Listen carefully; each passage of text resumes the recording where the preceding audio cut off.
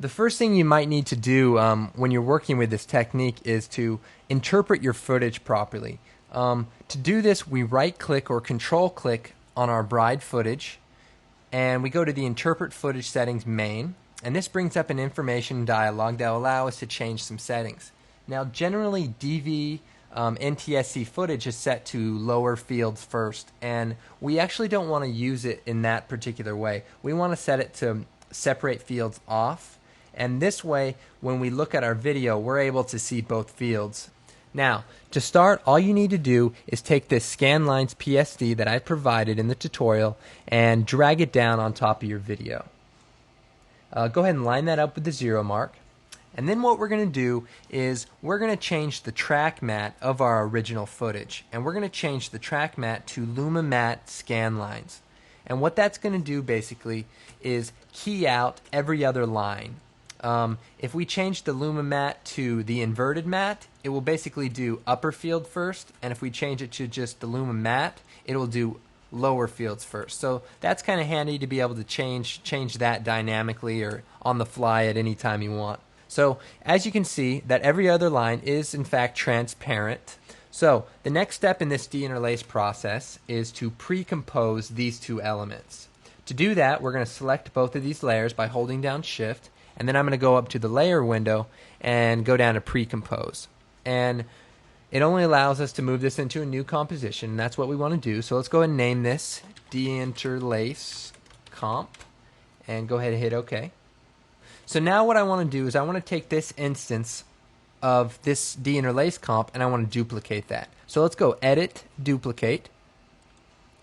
And now the next thing I want to do is make up the data for every other line. And to do that, we're going to select the lower composition and we're going to add a blur, directional blur effect to it. So go ahead and click on directional blur, and for the properties in here, we want to go ahead and set the blur length to 1 pixel. And so as you can see, now we're starting to blend the data in between every other line. Now the only problem here is it's still a little bit transparent. So what we need to do is we need to boost the alpha of this particular layer. So to do that, select the layer and then go up to Adjust Levels. And in the Levels parameters, we're going to go down to the alpha channel. And we're going to grab this node here and we're going to boost this up to almost as far as we could go. And as you can see, now the image is back to a normal alpha. It's 100% opaque, so that this is, this would be an output type video. And as you can see, our data has been interpolated. So this technique is nice to know just because it doesn't cost you anything and it really makes really nice results. So as you can see, our video is now perfectly deinterlaced, and let's go ahead and make a preview. Check it out.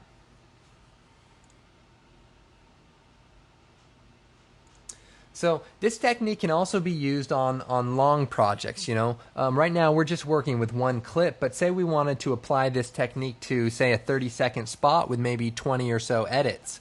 To do that, all we would do is take our edit and put it into a pre-composition. And that way, when we do the ScanLines technique, it will basically be working with an instance of your entire project, so you would only have to do it once. Another technique that you could do on top of this is adding an adjustment layer and then go ahead and add another instance of the directional blur and make it, say, 0.5 pixels. And what that will do is kind of eliminate any problems with watching it on an NTSC monitor that you might have.